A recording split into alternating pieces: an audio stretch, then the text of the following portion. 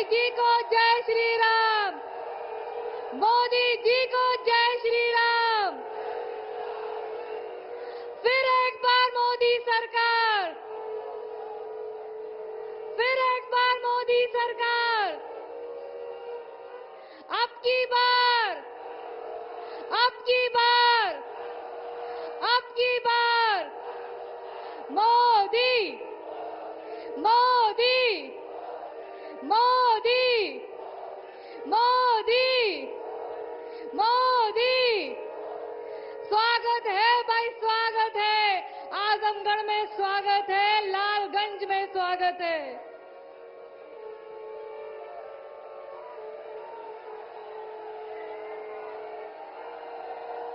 Bharatiya Janata party के इस विशाल जनसभा में मैं कार्यक्रम को आगे बढ़ाते हुए माननीय प्रधानमंत्री जी का मंच पर स्वागत करती हूं, अभिनंदन करती हूं।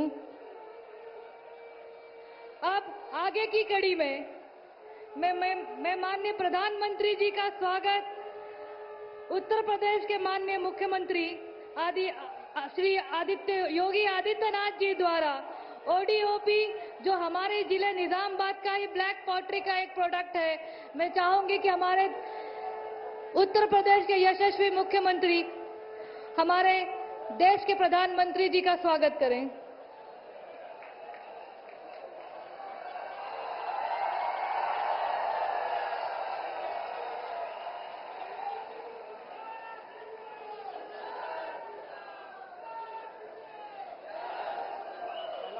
स्वागत की अगली कड़ी में मैं नारी मंच पर उपस्थित नारी शक्ति द्वारा श्रीमती वंदना सिंह जी, श्रीमती मंजू सरोज जी, अपूर्वा सिंह जी, मैं चाहूंगी कि आजमगढ़ के मुबारकपुर का पटका देकर आप आदरणीय प्रधानमंत्री जी का स्वागत करें।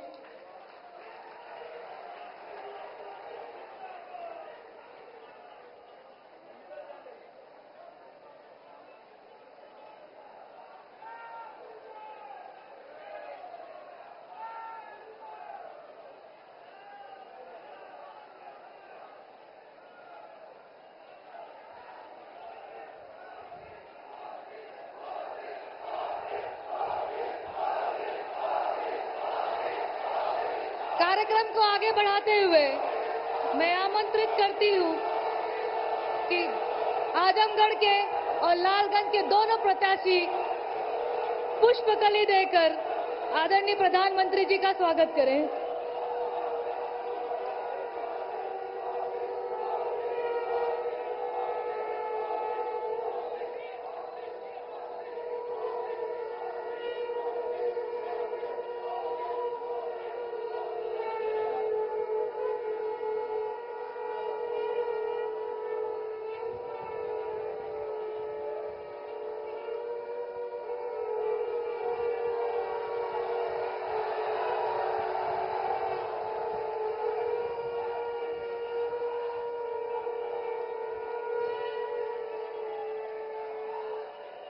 कार्यक्रम को आगे बढ़ाते हुए मैं मंच पर मैं आमंत्रित करना चाहूंगी उत्तर प्रदेश के मुख्यमंत्री योगी आदित्यनाथ जी को, वो आए और अपना उद्बोधन दें।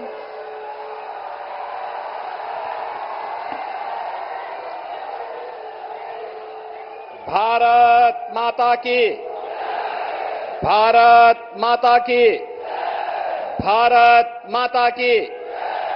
वंदे वंदे वंदे।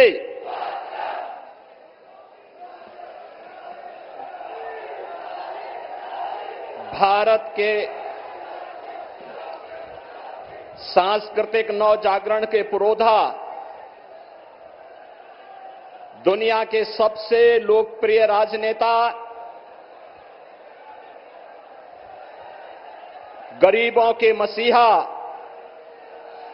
भारत के यशस्वी प्रधानमंत्री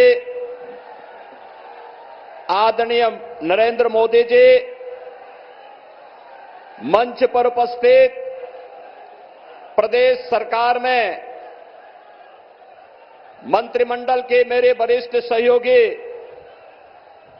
कृषि मंत्री श्री सूर्य प्रताप शाही जी, प्रदेश सरकार में मंत्री श्री दारा सिंह चौहान जी, प्रदेश सरकार के ही मंत्री और सुहेल देव राजभर पार्टी के नेता अध्यक्ष श्री ओम प्रकाश राजभर जी, माननीय सांसद आजमगढ़ और भारतीय जनता पार्टी एनडीए के प्रत्याशी श्री दिनेश लाल यादव निरोहुआ जी, लालगंज लोकसभा सीट पर भारतीय जनता पार्टी और एनडीए की प्रत्याशी श्रीमती नीलम सोनकर जी,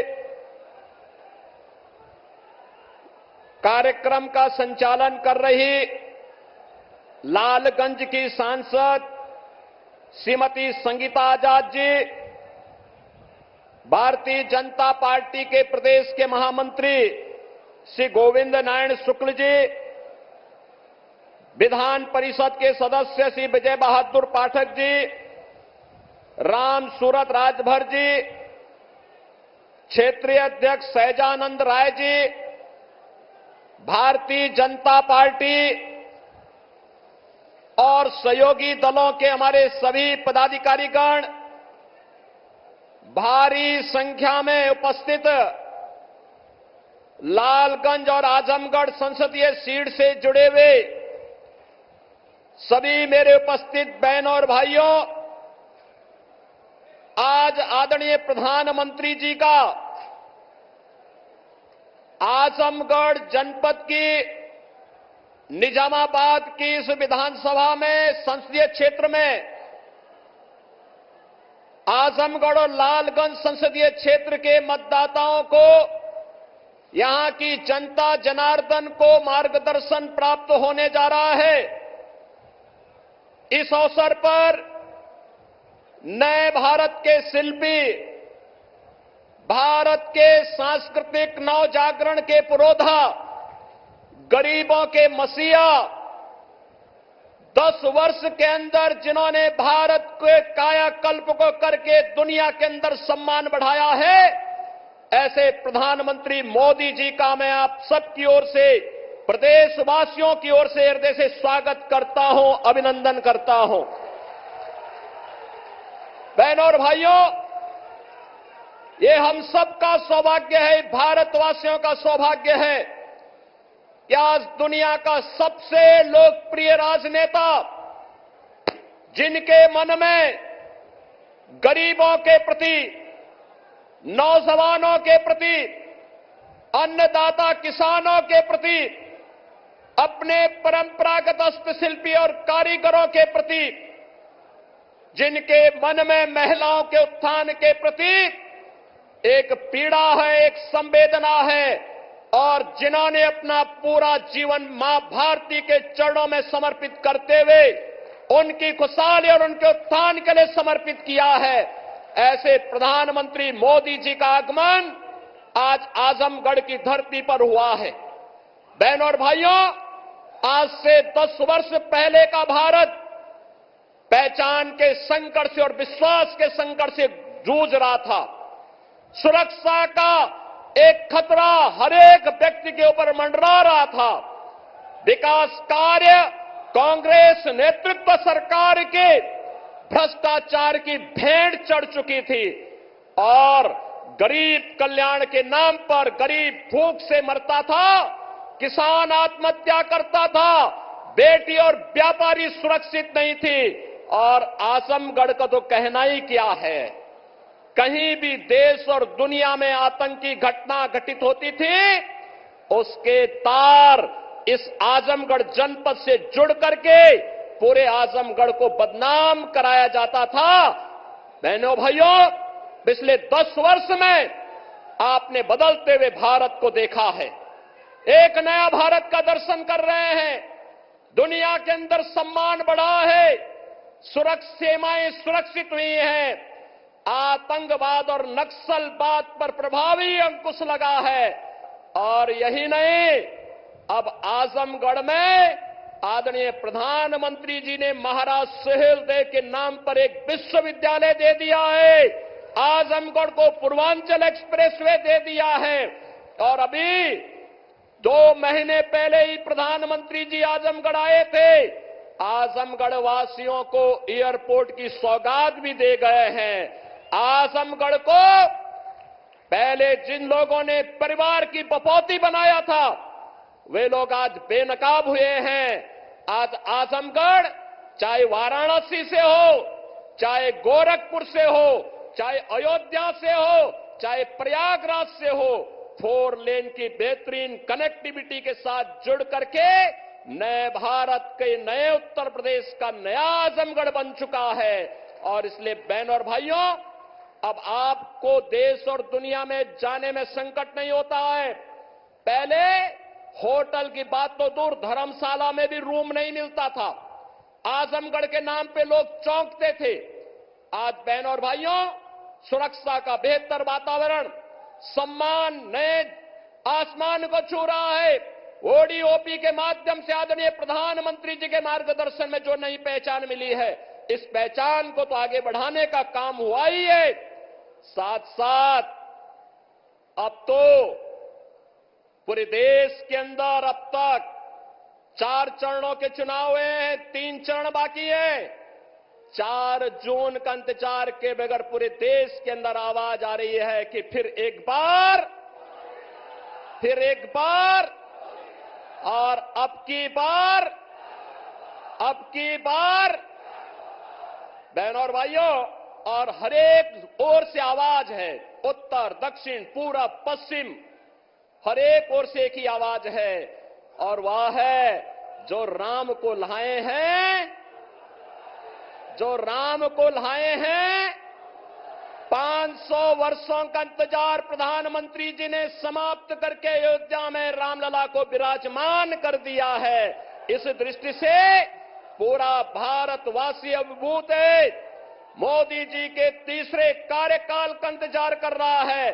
और इस दृष्टि से एक बार जब यहां पर प्रधानमंत्री जी का आगमन हुआ है, बहनों और भाइयों, आजमगढ़ में आपने उपचुनाव में दिनेश लाल यादव निरुआ को चुनाव जिता करके भेजा था, और आज तो लालगंज में श्रीमती संगीता आजाद भी और श्रीमती नीलम सोनकर भी मिलकर के भारतीय जनता पार्टी के कमल को खिलाने के लिए आप सबके सहयोग से आगे बढ़ चुकी हैं। और इन सबको आशीर्वाद देने के लिए और जनता जनार्दन का आशीर्वाद लेने के लिए आदरणीय प्रधानमंत्री जी का आगमन हमारे बीच में हुआ है। मैं इस अवसर पर आप सभी आजमगढ़ वासियों की ओर से एक बार फिर से आदरणीय प्रधानमंत्री जी का हृदय से स्वागत करता हूं, अभिनंदन करता हूं, और आप सबका आह्वान करता हूं कि बहनों और भाइयों, हमें भटकना नहीं है, बहकना भी नहीं है। जिन्होंने हमारे लिए किया है, जिन्होंने हमें पहचान दी है, जिन्होंने हमें सुरक्षा दी है, निसंकोच और बेझिझक हमें कमल खिलाने के इस अभियान के साथ जुड़ना है। इस संकल्प के साथ मैं अपनी वाणी को देता हूं विराम। जय जय श्री राम।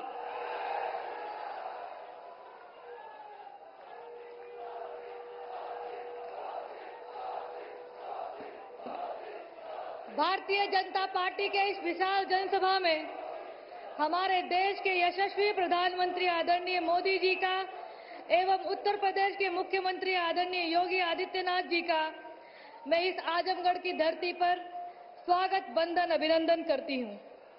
आधुनिक भारत के निर्माता, पूरे विश्व में भारत को विश्व गुरु बनाने का संकल्प जिन्होंने लिया, आजाद भारत में महिलाओं को सम्मान किसी ने दिया तो बाबा साहब डॉक्टर भीमराव अंबेडकर जी ने संविधान में हिंदू कोड बिल के माध्यम से दिया। और उसके बाद अगर किसी ने महिलाओं की सुध ली तो आदरणीय प्रधानमंत्री मोदी जी ने ली, जिन्होंने अपने कार्यकाल में महिलाओं को 20 से भी ज्यादा योजना देकर, जिनमें उज्ज्वला योजना से लेकर 3 तलाक जैसी कुरीति को हटाना वाली 3 तलाक की कुरीति को हटाना क्यों न हो, और राजनीति में महिलाओं के सिर पर ताज पहनाकर नारी शक्ति वंदन अधिनियम में 33% आरक्षण देने का काम किया है। मैं यह दावे के साथ कह सकती हूं कि जब तक देश में मोदी जी की सरकार है, तब तक भारत का संविधान सुरक्षित है, भारत का लोकतंत्र सुरक्षित है। जो राम को लाए हैं, जो धारा 370 हटाए हैं, भारतवर्ष के करोड़ों माताओं के लाल, बहनों के दुलारे, युवाओं के दिलों की धड़कन, आदरणीय प्रधानमंत्री जी को मैं आमंत्रित करना चाहूंगी कि वो मंच पर आए और आजमगढ़ और लालगंज की जनता को मार्गदर्शन दे और ऊर्जा प्रदान करने की कृपा करें। आदरणीय प्रधानमंत्री जी, नरेंद्र मोदी जिंदाबाद, नरेंद्र मोदी जिंदाबाद, भारतीय जनता पार्टी, भारतीय जनता पार्टी। राम राम। सब भैया बहनी के पाए लागी।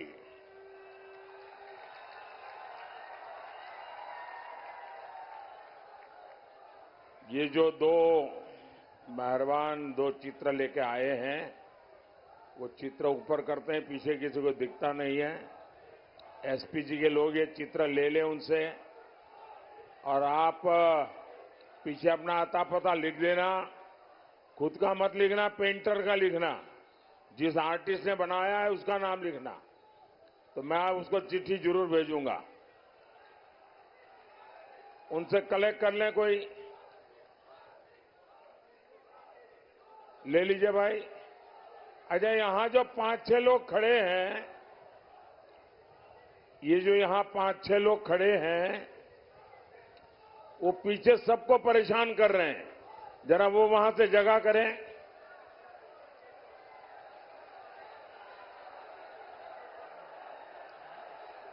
ये मैडम जो वीडियो उतार रही है, जरा आगे खड़े हो, जरा पीछे जाइए, ताकि पीछे वालों को परेशान कर रहे हैं आप। अच्छा, सुन नहीं पा रहे हैं आप लोग वहां?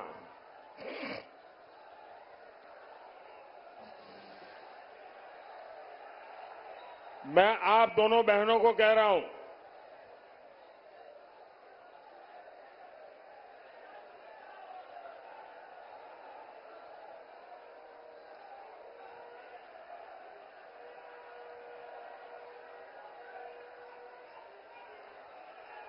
भारत माता की, भारत माता की, भारत माता की।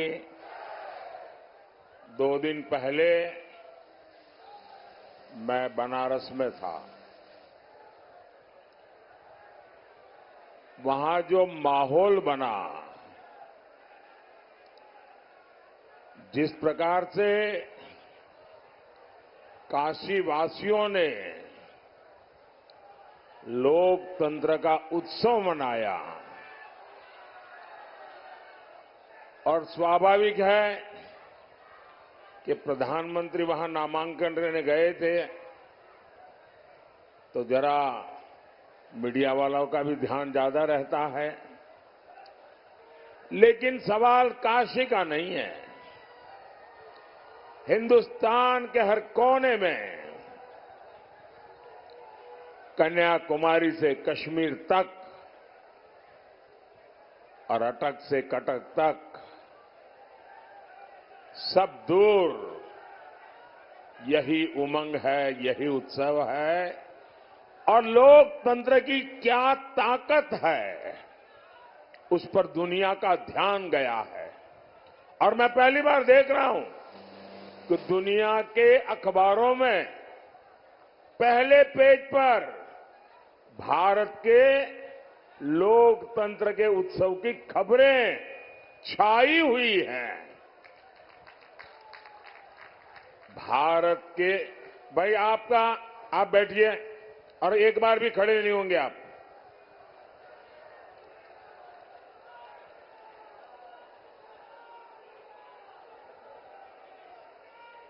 भारत की पहचान, भारत का महात्म्य दुनिया के लिए भी कितना महत्व रखता है, इसका ये परिचय है। दुनिया देख रही है कि जनता जनार्दन का आशीर्वाद भारतीय जनता पार्टी, एनडीए, हमारे सभी साथियों पर है। और जहां भी जाते हैं एक ही स्वर सुनाई देता है, एक ही नारा गूंज रहा है, एक ही संकल्प चारों तरफ लेकर के लोग चल रहे हैं, और वो है फिर एक बार, फिर एक बार, फिर एक बार। भाई और बहनों, आखिर दुनिया को ये विश्वास कैसे है? ये रातों रात तो नहीं हुआ है। दुनिया ये जन समर्थन देख रही है। आपका प्रेम और आपका आशीर्वाद, आपका स्नेह दुनिया को अचरज कर रहा है। दुनिया देख रही है कि भारत के लोगों को मोदी की गारंटी पर कितना भरोसा है।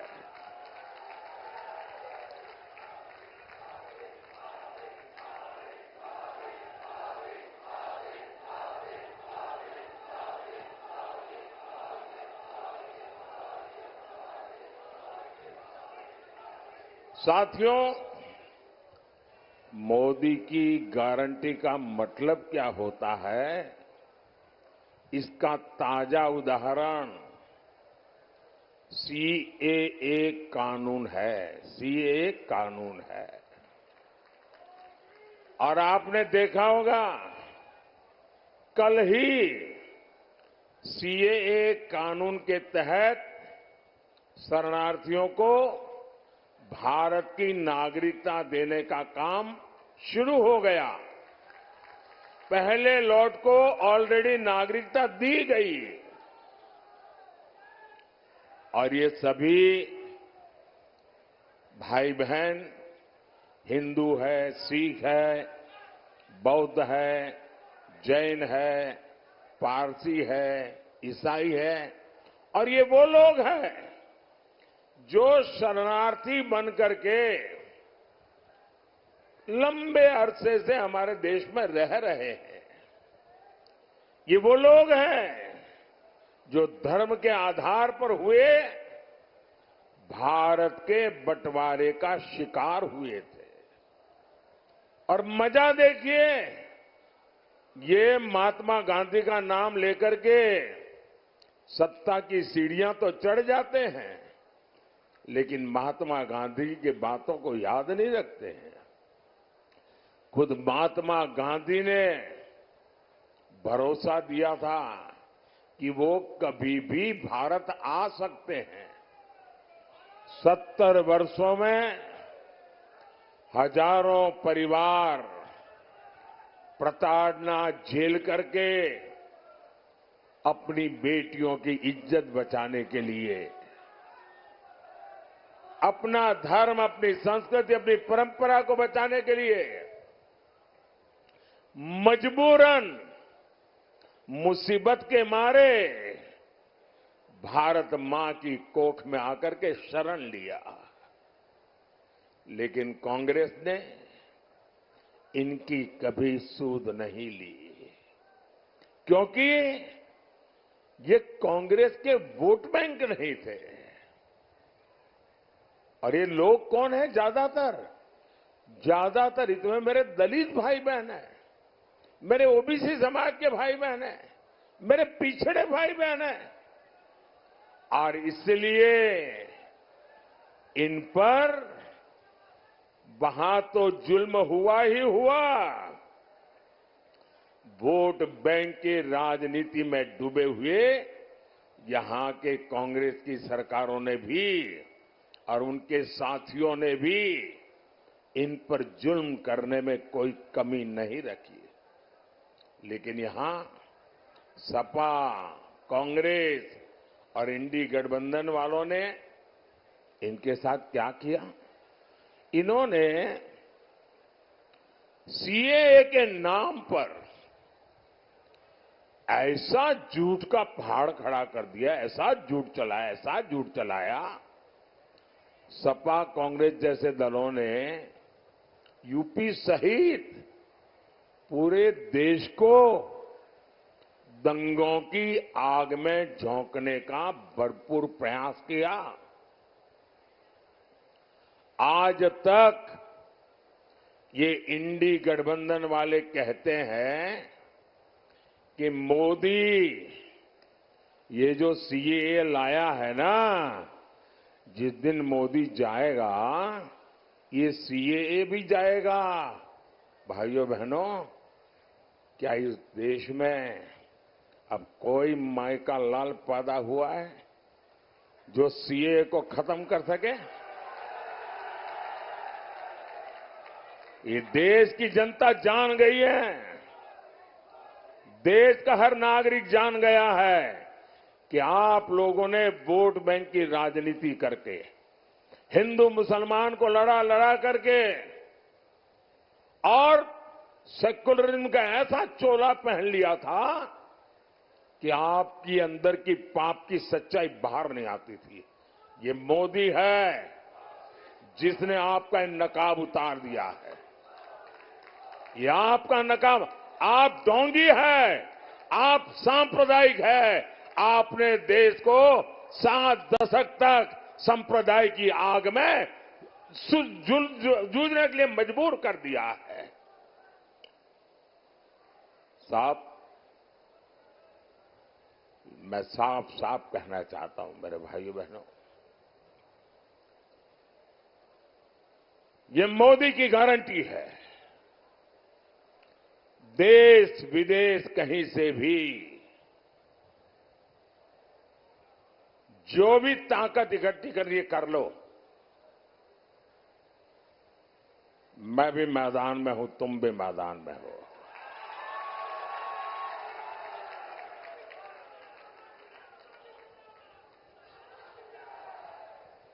आप सीएए नहीं मिटा पाओगे। आने वाले कुछ महीनों में ही पश्चिम बंगाल से लेकर दिल्ली, पंजाब तक हजारों शरणार्थी परिवार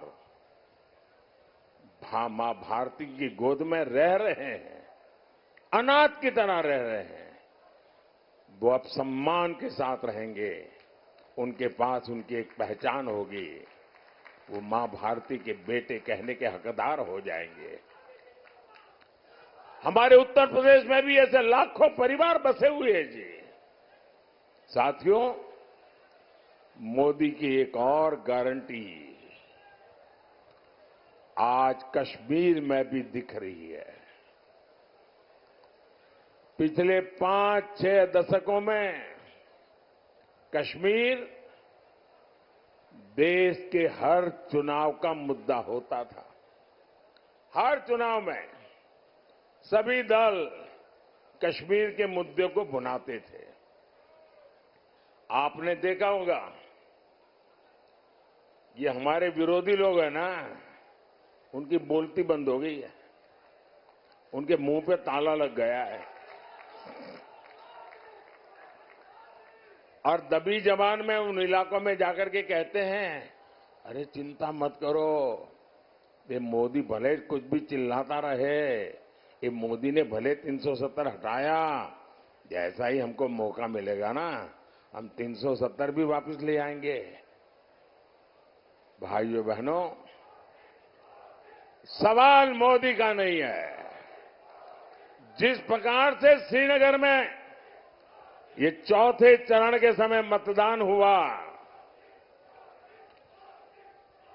भैया आपका प्यार मेरे सर आंखों पर, मुझे जरा बोलने दीजिए।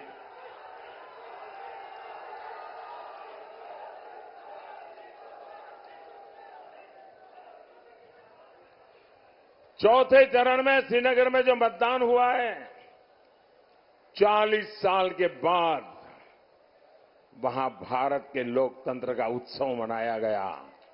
भारत के संविधान का गौरवगान किया गया और मतदान करके लोग गर्व अनुभव कर रहे थे कि वे हिंदुस्तान की सरकार बनाने जा रहे हैं। श्रीनगर के जीवन में बहुत बड़ा दिन था और श्रीनगर के लोगों का उत्साह है ना, वो साफ दिखाता है कि अब कोई भी 370 वापस ला करके वोट बैंक की राजनीति नहीं कर पाएगा। आजमगढ़ के यूपी के हमारे सैनिक परिवारों की माताएं बहनें हमेशा चिंता में रहती थी, न जाने कब कश्मीर की धरती पर आतंक की धमाका कर दें, न जाने कब पत्थरबाजी हो जाए और न जाने कब बुरी खबर आ जाए, कोई ठिकाना नहीं था। लेकिन मोदी ने कश्मीर में शांति की गारंटी दी थी। मोदी ने 370 की दीवार गिरा दी, 370 की दीवार गिराई। पहले वहां चुनाव आते थे तो हड़तालें होती थी, मतदान करने वालों को मौत की मुसीबत आ जाती थी, आतंक की धमकी देते थे। लेकिन इस बार श्रीनगर में पिछले अनेक चुनावों के रिकॉर्ड टूट गए भाइयों। साथियों, ऐसा काम वही कर सकता है जिसके रग रग में राष्ट्र प्रथम का संकल्प बह रहा हो। आप याद करिए, 10 साल पहले देश में एक सामान्य व्यक्ति की सुरक्षा भगवान भरोसे होती थी। कभी बम धमाके, कभी आतंक, कभी स्लीपर सेल, कभी दंगे, और आजमगढ़ की तो पहचान ही बदल दी गई थी। न जाने किस किस नाम से आजमगढ़ को बुलाया जाता था, कितना बदनाम करके छोड़ा था। देश में कहीं भी धमाके होते थे तो सबसे पहले लोगों का ध्यान आजमगढ़ की तरफ जाता था, लोग आजमगढ़ की चर्चा करते थे। और तब यहां समाजवादी पार्टी की सरकार आजमगढ़ की प्रतिष्ठा के लिए न कुछ सोचती थी न कुछ करती थी। तब सपा के शहजादे आतंक के समर्थन में दंगाइयों का सम्मान करते थे, धमाके करने वाले आतंकियों को छोड़ा जाता था, स्लीपर सेल्स को राजनीति का कवर दिया जाता था। इसी रवैये के कारण देश भर में आतंकवाद फला फूला, अनेक माताओं को अपने बच्चों को बर्बाद होते देखा। और इन लोगों का आज भी ऐसा ही रवैया है। भाइयों और बहनों, सपा कांग्रेस दल दो है, लेकिन दुकान एक ही है। ये झूठ का सामान बेचते हैं, ये तुष्टीकरण का, परिवारवाद का और भ्रष्टाचार का सामान बेचते हैं। अब ये लोग तुष्टीकरण की ट्रिपल डोज लेकर आए हैं। एक तरफ ये लोग पिछड़े, दलित, आदिवासी का आरक्षण छीनकर अपने वोट बैंक को देना चाहते हैं। दूसरी तरफ ये इंडी गठबंधन वाले आपकी संपत्ति का आधा हिस्सा छीनकर उसको भी अपने वोट बैंक को देना चाहते हैं। और साथ ही ये लोग देश के बजट को भी बांटना चाहते हैं। बजट का 15% भी अब वहां सीधा का सीधा माइनॉरिटी के नाम पर ही अलॉट करना चाहते हैं। मैं आप सबको कहना चाहता हूं, देश की एकता के लिए, देश में सच्चे अर्थ में संविधान का सम्मान करने के लिए, देश में सच्चे अर्थ में बाबा साहब आंबेडकर की भावनाओं को जीने के लिए हमें ये भागला करो राज करने वालों से चौकन्ने रहने की जरूरत है। देश को आज सबसे ज्यादा एकता की जरूरत है। 70 साल तक उन्होंने हिंदू मुसलमान करते रहे। आओ एक बन करके चले, दुनिया में देश का नाम रोशन कर करके रहे।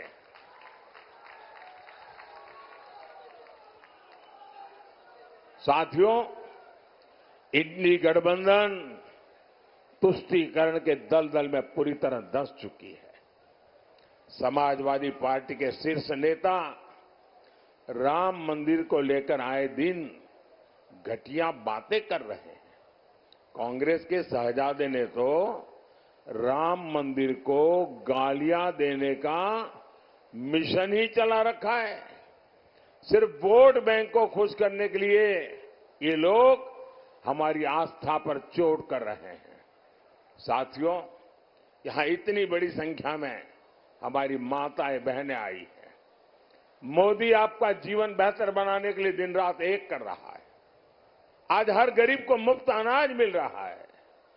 आज हर गरीब को मुफ्त इलाज मिला, पक्का घर मिला, घर में नल, नल में जल, सस्ता सिलेंडर, ऐसी अनेक सुविधाएं आप तक पहुंची है। क्या समाजवादी सरकार में, कांग्रेस की सरकार में उन लोगों ने आपकी कभी चिंता की थी क्या? उन्हें आपको अपने हाल पर छोड़ दिया था कि नहीं छोड़ दिया था? ये मोदी है जो आपके जीवन से हर चिंता को दूर कर रहा है। अभी मोदी ने एक और बड़ा फैसला लिया है। आपके घर में और यहां जितने लोग हैं, इन सबके काम आने वाला है। आप किस जात में पैदा हुए, किस बिरादरी में पैदा हुए, आप धनी हैं नहीं हैं, पढ़े लिखे हैं नहीं है, गांव में रहते हैं शहर, कुछ नहीं, सबके सब, क्योंकि मेरा तो मंत्र है सबका साथ सबका विकास। अब आपके घर में और आजकल हर परिवार में बुजुर्ग लोग होते ही होते हैं। माँ बाप, दादा दादी, चाचा चाची, नाना नानी, कोई न कोई बुजुर्ग होते हैं। और 70 साल के बाद छोटी मोटी कोई बीमारी भी होती है, दवाई का खर्चा भी होता है। अब जो बेटा या बेटी कमाते हैं, उनके मन में यही रहता है कि पिताजी की खिलाने पिलाने में तो कोई प्रॉब्लम नहीं है, लेकिन अगर दवाई का बोझ आ जाए तो बेटा बेटी चिंता में लग जाते हैं। अरे कैसे करेंगे भाई? उनके सामने प्रश्न होता है कि बच्चों का परवरिश करें कि बुजुर्गों की चिंता करें। जिम्मेवारी भी है, दोनों जिम्मेवारी है, लेकिन अब आपको चिंता करने की जरूरत नहीं है। ये चिंता ये आपका बेटा मोदी करेगा। 70 साल से ऊपर के आपके परिवार में जो भी लोग होंगे, उन सबकी बीमारी में इलाज के खर्च की जिम्मेवारी मोदी की। ये मोदी की गारंटी है। घुटने की दिक्कत हो, हार्ट की परेशानी हो, कोई भी बीमारी हो, हर बुजुर्ग का इलाज होगा और वो भी मुफ्त होगा। साथियों, मोदी ने एक और योजना शुरू की है। इसमें बिजली बिल 0 हो जाता है। बिजली बिल 0।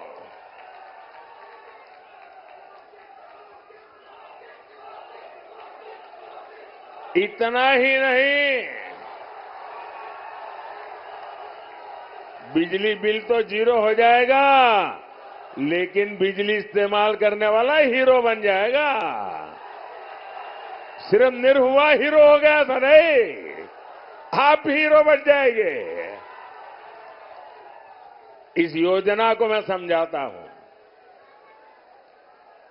और ऑलरेडी चालू कर दिया है मैंने। ऐसा नहीं कि 4 जून के बाद करूंगा, कर दिया। योजना का नाम है पीएम सूर्य घर मुफ्त बिजली योजना।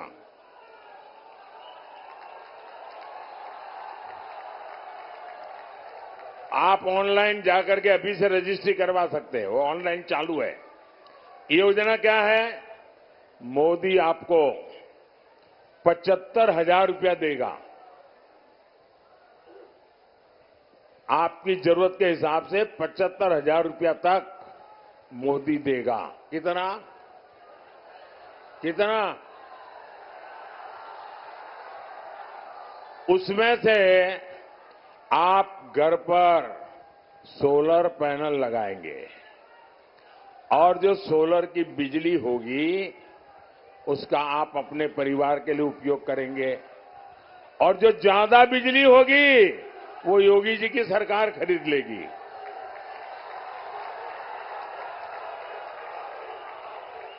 अब इससे आपका बिजली का बिल तो जीरो हो जाएगा, आप बिजली बेच करके कमाई करना शुरू कर दोगे। ये काम मोदी आपके लिए कर रहा है और आप रजिस्ट्री करवाते हैं, ऑनलाइन जाइए, सारी चीजें अवेलेबल है। साथियों, आज भाजपा सरकार में यूपी का तेज विकास हो रहा है। मंदुरी एयरपोर्ट बना है, महाराजा सुहेलदेव यूनिवर्सिटी बनी है, किसान कल्याण के काम हो रहे हैं। लेकिन यूपी के शहजादे को इन कामों से पेट में क्यों दर्द होने लगता है? इन्हें लगता है कि इस क्षेत्र का विकास हो गया तो इनकी दुकान कैसे चलेगी? आपने तो सपा के गुंडाराज के वो पुराने दिन देखे हैं। बाजार शाम 7 बजे बंद हो जाते थे, माताएं बहनें बाहर नहीं निकल पाती थी, पढ़ाई लिखाई तक के लिए बेटियों का निकलना मुश्किल होता था। भाइयों और बहनों, आज भाजपा सरकार में यूपी इन सारे संकटों से बाहर निकल आया है और योगी जी ने यहां दंगाइयों की, माफियाओं की, अपहरण फिरौती गैंग की, मेरा जो स्वच्छता अभियान है ना, योगी जी ने उत्तर प्रदेश में बराबर चलाया है। अब यूपी में तेजी से आधुनिक सेवाएं बनाई जा रही है। मुबारकपुर का साड़ी उद्योग हो या फिर निजामाबाद के मिट्टी के बर्तन या फिर यहां का गुड़, ऐसे हर उत्पाद को दुनिया के बाजारों तक पहुंचाना हमारा लक्ष्य है। और इसलिए मैं vocal for local, vocal for local के मंत्र को आगे बढ़ा रहा हूं। भाई और बहनों, आजमगढ़ को, पूर्वांचल को देश के विकास का इंजन बनाने के लिए आपका वोट बहुत महत्वपूर्ण है। अब उनका हाल देखिए। मैं अभी द्वारिका जी के दर्शन करने गया था। अंदर समुद्र के अंदर जाकर के मैंने भगवान श्री कृष्ण ने जो द्वारिका जी बनाया था, द्वारिका नगरी बनाई थी, वहां अपनी श्रद्धा अर्पित करने गया था। तो एक कांग्रेस वाले इसकी भी मजाक उड़ा रहे थे। और मजा यह है, ये बिहार में आरजेडी वाले और उत्तर प्रदेश में सपा वाले, उनके परिवार के जो मुखिया है वो अपने आप को यदुवंशी कहते हैं। अरे तुम कैसे आदिवासी हो यार? जिसके साथ बैठते हो वो तो भगवान श्री कृष्ण को गाली दे रहा है रे। और हम यदुवंश का महात्मा देखिए, अरे मध्य प्रदेश में वोट के लिए नहीं, हमारा मुख्यमंत्री है मोहन यादव। यदुवंश का महात्मा कौन समझता है वो आप जानते हैं। भाइयों बहनों, आपको लालगंज से हमारी बहन नीलम सोनकर को भारी, आगे रहिए। हाँ, नीलम सोनकर जी को भारी बहुमत देकर संसद भेजना है। और हां, अब तक आजमगढ़ वालन के पास भोजपुरी का साधक हो, सेवक हो, निर्वाह का तप और तपस्या आप लोगन के सामने है। परिवारवादी आपके वोट की कीमत नहीं समझ सकते। आप निर्भया जी को रिकॉर्ड वोटर से विजयी बनाकर वो रिकॉर्ड वोटों से जिताना। और दूसरा, बाकी हम तो बगल में बनारस में हुई है। मेरा एक और काम करिएगा, एक मतदान ज्यादा होना चाहिए। सुबह 10 बजे से पहले मतदान होना चाहिए। पुराने मत के सारे रिकॉर्ड तोड़ना चाहिए। हर पोलिंग बूथ जीतना चाहिए। करेंगे। अच्छा, मेरा एक काम करेंगे, जरा आप लोग बताएं तो मैं बोलूं। मेरा एक काम करेंगे,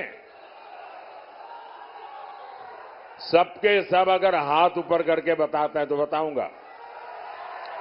मेरा एक काम करेंगे, जरा मुझे जवाब दीजिए। मेरा एक काम करेंगे। एक काम करना, ज्यादा से ज्यादा परिवारों में जाना, ज्यादा से ज्यादा लोगों को मिलना और कहना कि अपने मोदी जी आए थे और मोदी जी ने परिवार के सबको राम राम कहा है। मेरा राम राम पहुंचा देंगे, हर एक को मेरा राम राम पहुंचा देंगे। बोलिए भारत माता की, भारत माता की, भारत माता की। बहुत बहुत धन्यवाद।